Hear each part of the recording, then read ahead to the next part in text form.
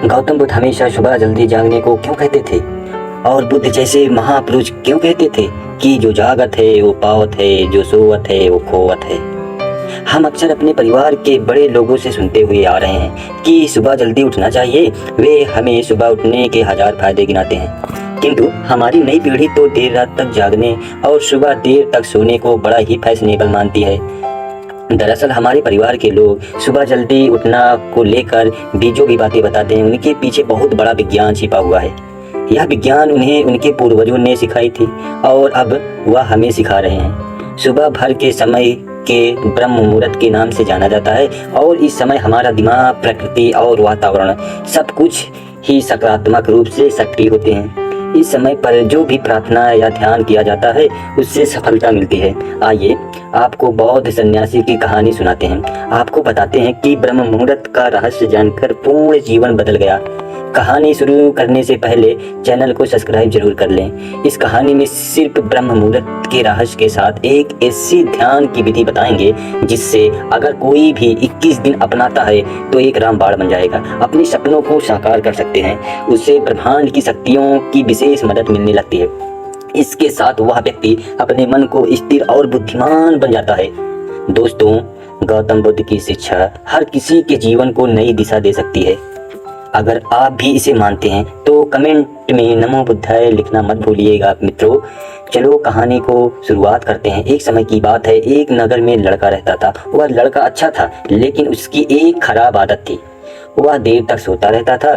सुबह उसका परिवार उसके परिवार को जगाने वाले लाखों प्रयास करते थे, किंतु सबने हार मान ली थी। वह लड़का कभी 9 बजे से पहले नहीं उठता था। जब वह बालक था वह तब परिवार ने सोचा कि जब बड़ा हो जाएगा तो उसकी आदत में सुधार हो, किंतु वह उसका लड़का जैसे जैसे बड़ा होता गया यह आदत और ही गहरी होती चली गई। दुनिया इधर से उधर हो जाए, लेकिन वह लड़का कभी जल्दी नहीं उठ पाता था। उसके पिता उसकी इस आदत से बहुत ही परेशान रहने लगे थे। उस लड़के को ढेर नकारात्मक शक्तियों से घेर लिया था। वह सभी को पलटकर जवाब देता था, दिन भर उदास रहता था। इसका असर उसके स्वास्थ्य पर भी पड़ रहा था। जब उस लड़के को यह पता लगा कि उसके सारे मित्र सफलता को प्राप्त कर रहे हैं, तब वह और भी ज़्यादा दुखी हो गया और ईश्वर को कोसने लगा। वह बार बार कहता था कि मेरी किस्मत खराब है, किंतु उसके पिता अच्छी तरह से जानते थे कि लड़के के असफल होने के कारण क्या है।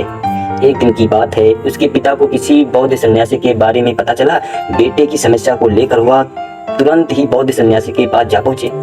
पिता ने बौद्ध सन्यासी को बड़े ही विस्तार से अपने बेटे की आदतों के बारे में बताया।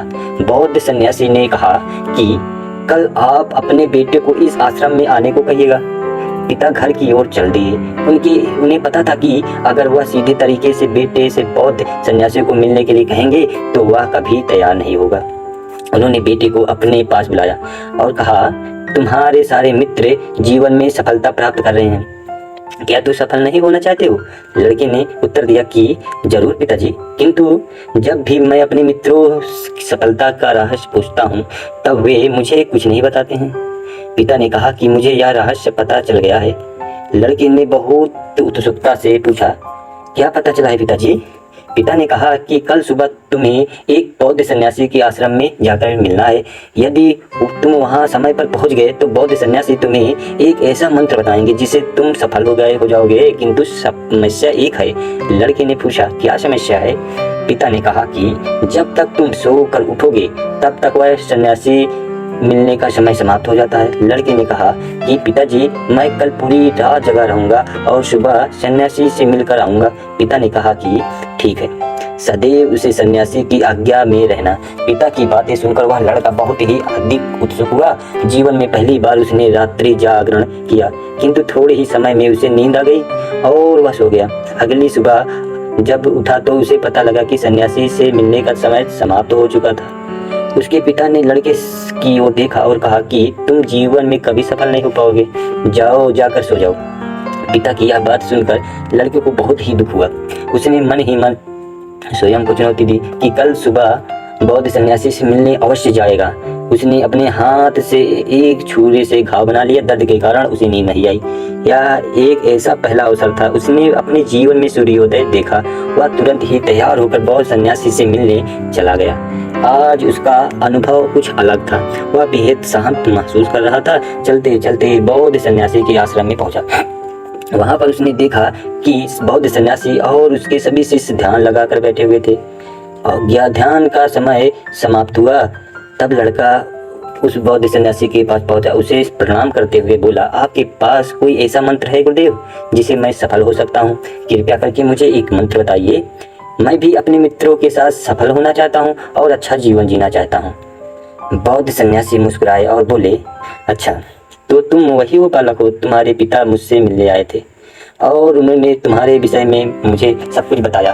तुम्हें वह मंत्र अवश्य बता देता, किंतु लड़का घबरा गया। उसने पूछा, किंतु क्या गुरुदेव? मैं तुम्हें वह मंत्र बताऊंगा, किंतु अगले 21 दिन तक मुझे तुम्हारी 21 दिन तक मेरी आज्ञा में रहना होगा। तब मैं आपको बात बताऊंगा। मैं तुमसे जो भी कार्य कहूंगा उसे तुम्हें करना होगा। यदि तुम असफल हुए या कार्य के बीच के तुम्हारा संकल्प टूट गया, तब उसे मंत्र का असर नहीं होगा। दृढ़ निश्चय के साथ उसे लड़के ने कहा, मुझे आपकी सारी आज्ञा स्वीकार है। मैं अगले 21 दिनों के लिए आपका दास हूँ। आप जो भी कहेंगे मैं वही करूँगा। मुझे केवल उसी मंत्र के बारे में जानना है। बौद्ध सन्यासी ने कहा कि ठीक है, कल से तुम्हारा विकार शुरू हुआ। आश्रम में ही करोगे। अब आश्रम में निवास करने के लिए तैयार हो गया। बौद्ध सन्यासी ने कहा, यहाँ रहते हुए ब्रह्म मुहूर्त में उठना होगा और दूसरे शिष्यों की तरह ध्यान और तप करना होगा। साथ ही आश्रम के कार्यों में भी सहायता करनी होगी। ध्यान रहे कि संकल्प टूटना नहीं चाहिए। लड़का बौद्ध सन्यासी की बातों को सहमत हो गया। अगले दिन उसे कार्य के दिन की शुरुआत थी। इस बार लड़का इतना दृढ़ निश्चय था, किंतु 1 सप्ताह बीतने के पश्चात ही उसका संकल्प टूट गया और वह 8वें दिन देर तक सोता रहा। वह रोते हुए बौद्ध सन्यासी के पास पहुंचा और कहा कि मेरा संकल्प टूट गया है। अब मैं जीवन में कभी सफल नहीं हो पाऊंगा। बौद्ध सन्यासी उसे समझाते हुए कहा कि एक बार फिर से शुरुआत करो, फिर से संकल्प करो। लड़के बौद्ध सन्यासी से प्रश्न किया कि सुबह उठना इतना आवश्यक क्यों होता है और यहाँ पर सभी लोग इतनी जल्दी क्यों उठ जाते हैं? तब बौद्ध सन्यासी ने लड़के को समझाते हुए कहा कि सुबह यानी ब्रह्म मुहूर्त में उठने के पीछे बहुत बड़ा विज्ञान छिपा हुआ है। लड़के ने कहा कि कृपया करके मुझे वह विज्ञान बताइए। बौद्ध सन्यासी ने कहा कि रात्रि को 4 पहर में बांटा गया है। पहला रुद्रकाल, जिसका समय 6 बजे से लेकर 9 बजे तक होता है। दूसरा राक्षस काल, जिसका समय 9 बजे से 12 बजे तक है। तीसरा जो काल है गंधर्व काल, जिसका समय रात्रि 12 बजे से 3 बजे तक होता है। सबसे अंत में जो बाहर आता है उसे मनोहर काल कहते हैं। इस समय के को ही ब्रह्म मुहूर्त के नाम से या अमृत बेला नाम से जाना जाता है। इसका समय 3 बजे 6 बजे तक होता है। यह वह समय होता है जब पूरे संसार की नकारात्मक शक्तियाँ निष्क्रिय अवस्था में होती है और सकारात्मक शक्ति सक्रिय होती है। ब्रह्म अर्थात देव, मुहूर्त अर्थात समय। ब्रह्म मुहूर्त का अर्थ देवों का समय, धरती का विचरण कर रहे होते हैं। इस समय जागृत मनुष्य पर उनका बड़ा ही सकारात्मक प्रभाव पड़ता है। ब्रह्म मुहूर्त एक ऐसा समय होता है जिसमें मनुष्य का मस्तिष्क बिल्कुल खाली होता है, बिल्कुल ही इसके किसी भी प्रकार के कोई विचार नहीं होते। और जब इस समय व्यक्ति अपनी पुस्तक को खोलकर पाठ को अध्ययन करते हैं तो उसमें कुछ जल्दी याद भी होते हैं और लंबे समय तक याद रहता है। यह ऐसा समय है जिसमें हम ज्ञान को समझने का प्रयास करते हैं। इस कारण और आश्रम के सभी शिष्य और संसार में बहुत से ज्ञानी लोग ब्रह्म मुहूर्त में ही उठ जाते हैं।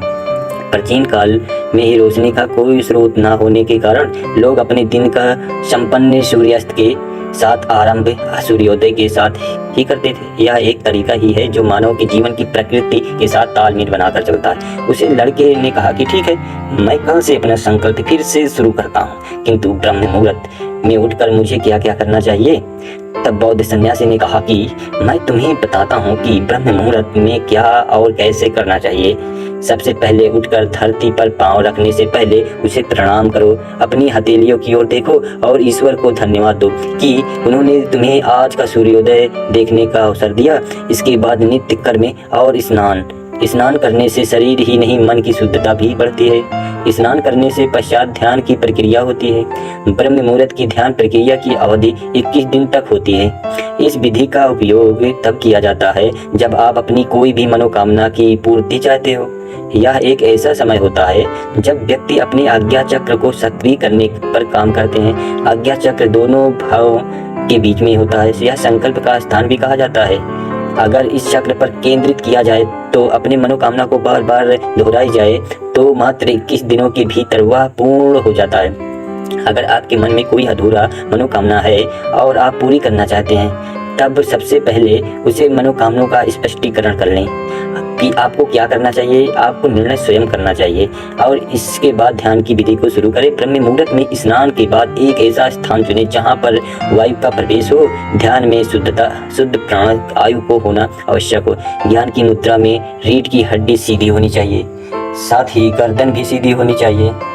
सुखासन की अवस्था में दोनों हाथों को घुटनों पर रखकर आंखें बंद करके बैठ जाइए। हाथ की मुट्ठी को बंद कर लीजिए। 2-3 मिनट तक बिल्कुल शांत हो जाइए। जब आपका शरीर स्थिर हो जाए और सांस भी शांत हो जाए, तब उसके बाद अपने ध्यान चक्र पर लगाएं। इस दौरान पर लंबी गहरी सांस लीजिए। सांस को रोक कर रखिए। इस समय अपनी इच्छा को मन ही मन दोहराएं। अपने मन की आंखों को इष्ट देव और देवी देवताओं को गुरु और चिंतन करें। जब सांस को रोकना कठिन हो जाए, तब धीरे धीरे सांस को धीरे धीरे छोड़िए। नाक के जरिए मुख के छोड़ते हुए इस प्रक्रिया 3 से 4 बार दोहराना है। ऐसा प्रतिदिन करने से आपकी जो मनोकामना है वह अवचेतन मन को अवश्य पूरी हो जाएगी। इच्छा पूर्ति जल्दी होगी। आज्ञा चक्र होता है जो हमारी आज्ञा को पूरा करता है। सांस को रोक कर रखने के दौरान शरीर में आपातकालीन स्थिति हो जाती है, जिससे कि आप बेकार की बातें सोचने और विचार करने से बचते हैं। इससे मन की एकाग्रता बढ़ती है, तब इच्छाएं अवचेतन पहुंचाती है। ब्रह्म मुहूर्त के समय पर ईश्वर की विशेषता या कृपा होती है। कोई भी व्यक्ति और अपनी मनोकामना को पूरा करना या समय दोहराना तो उसकी इच्छा जल्द पूरी होती है। इस प्रकार बौद्ध सन्यासी ने कहा, लड़के को ब्रह्म मुहूर्त का महत्व बताया, समझाया।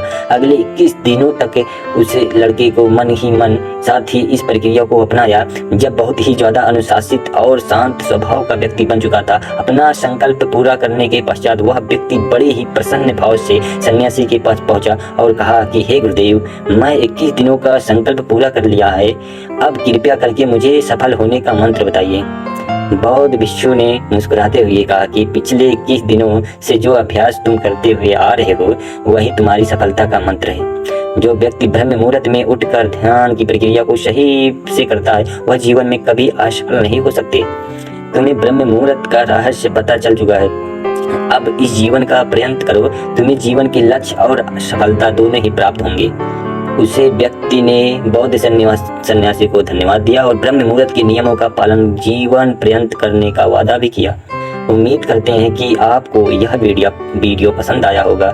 इस वीडियो को लाइक सब्सक्राइब जरूर कर लीजिए और अपने परिवार और दोस्तों को शेयर जरूर करें।